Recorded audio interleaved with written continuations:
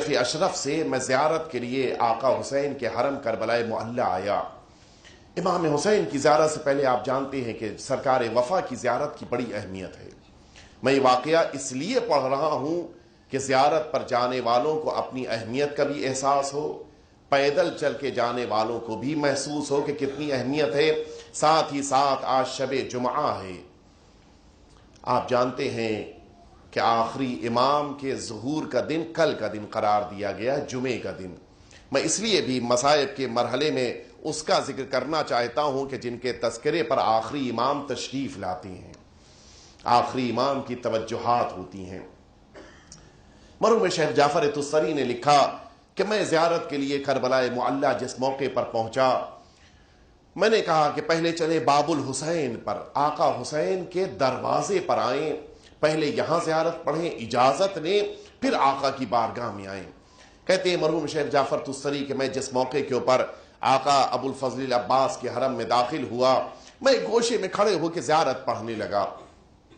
میں نے دیکھا ایک جوان ہے جو اپنی ماں کو ایک پلنگ کے اوپر ایک ایسی چیز تختے کی جس کے اوپر 4 لوگوں کے سہارے کے لے کر آیا اور وہیں پہ امام جناب عباس کی زری کے پاس لٹا دیا، اور یہ کہتا ہے کہ اے عباس، اس دنیا میں میری ماں کے علاوہ کوئی نہیں ہے، آقا اس کو شفا دے دیجئے۔ کہتے ہیں کہ میں نے اس کی ماں کی طرف دیکھا، انداز یہ تھا کہ بس اب یہ آخری سانسیں لے رہی ہے، دنیا سے جانے والی ہے۔ میں آگے بڑھا، کہتے ہیں شیخ جعفر تستری کہ میں اس کے پاس گیا، میں نے اس کو سینے سے لگایا کہ بیٹا اب کیوں اتنا پریشان ہو رہے ہو، اللہ پہ بھروسہ کرو، اللہ کی نعمت ہے، واپس لے رہا ہے، جاؤ غسل و کفن کا انتظام کرو۔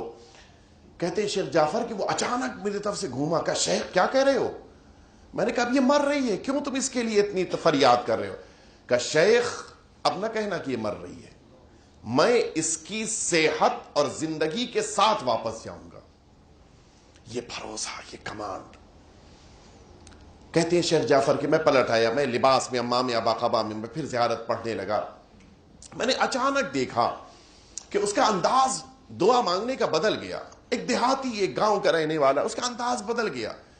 کہتا ہے عباس، میری ماں کو صحت اگر آپ نہیں دیں گے تو میں ابھی یہاں سے سیدھا نجف جاؤں گا اور آپ کے بابا سے شکایت کروں گا۔ شیخ جعفر تستری کہتے ہیں پھر مجھ سے برداشت نہیں ہوا، میں آیا، میں نے کہا جوان تجھے پتا ہے کس سے بات کر رہے ہیں؟ عباس کی بارگاہ میں ایسے بات کرتے ہیں؟ کہ شیخ تم بیچ میں نہ آنا، اب میں اپنے عباس سے بات کروں، تم بیچ میں نہ آؤ۔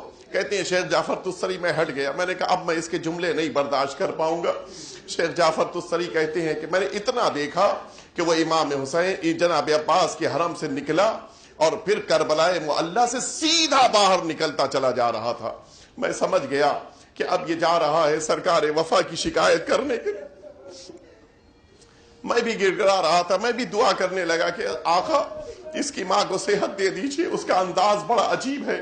کہتے ہیں کچھ ہی لمحات گزرے، شیخ جعفر خود بیان کرتے ہیں، میں نے دیکھا کہ وہی جوان پھر حرم میں داخل ہوا، دوڑتا ہوا آیا، اپنی ماں کو دیکھا اور پھر جناب عباس کے زری کے قریب آیا اور کہتا جا رہا تھا کہ آقا آپ کا شکریہ، آقا آپ کا احسان، آقا آپ کا کرم، آقا آپ کی عنایت کہ ماں کو صحت دے دی۔ اور اس کے بعد یہ کہتے کہتے اپنی ماں کے قریب آیا، ماں کو صحت مل چکی تھی، وہ بیٹھی ہوئی تھی، ماں سے لپٹ گیا، کہتا ہے کہ ماں تم کو جناب عباس نے شفا دی ہے، ان کے علاوہ کوئی صحت نہیں دے سکتا تھا۔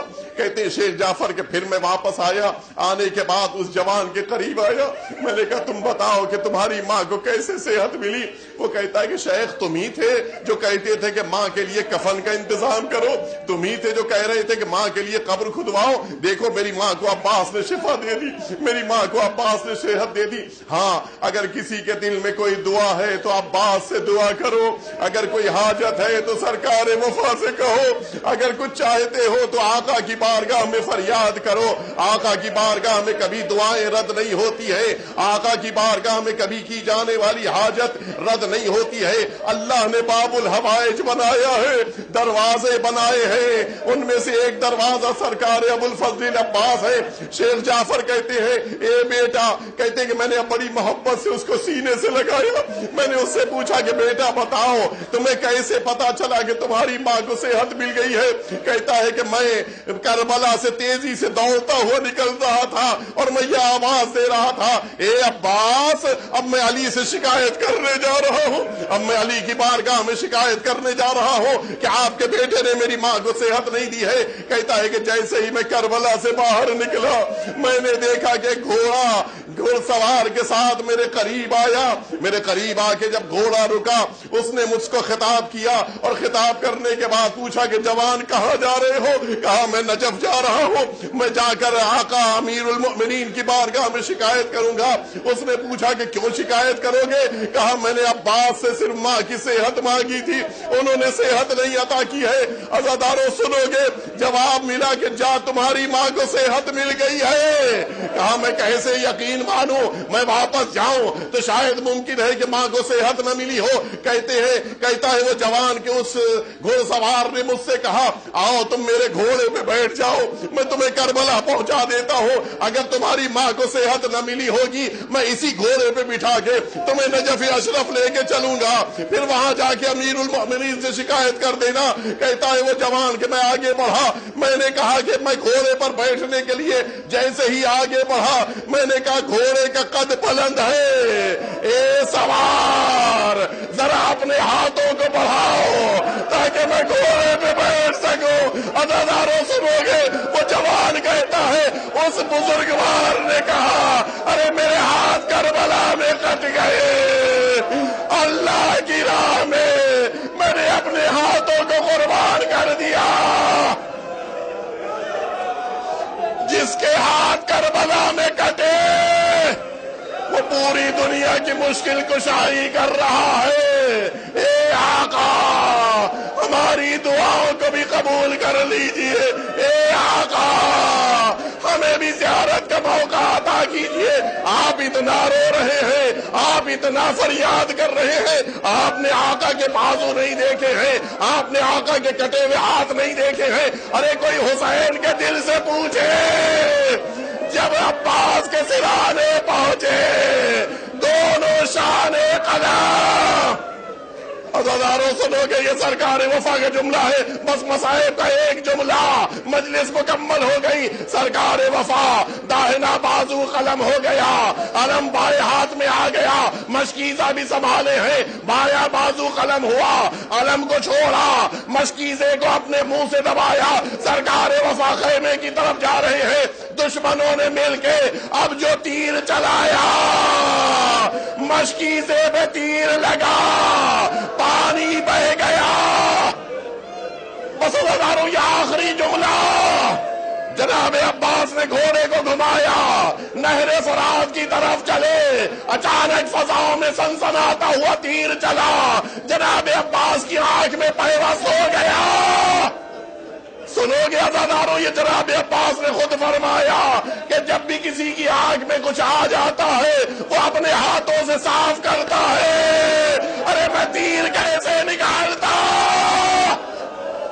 सुनो अज़ादारों, आका कहते हैं मैंने अपने आंखों से तीर निकालने के लिए घोड़े के ऊपर अपने दोनों पैरों को जमा किया, अपने सर को झुकाया ताकि पैर से दबा के उस तीर को निकाल ले। कहते हैं अब्बास के जैसे ही मैंने अपना सर झुकाया दुश्मन ने गुर्ज मारा। अब जो मेरे सर पे गुर्ज लगा मैं ज़मीन करबला की तरफ। अज़ादारों जब भी इंसान बुलंदी से जमीन की तरफ आता है अपने हाथों से टेकता है, जिसके दो हाथ न हो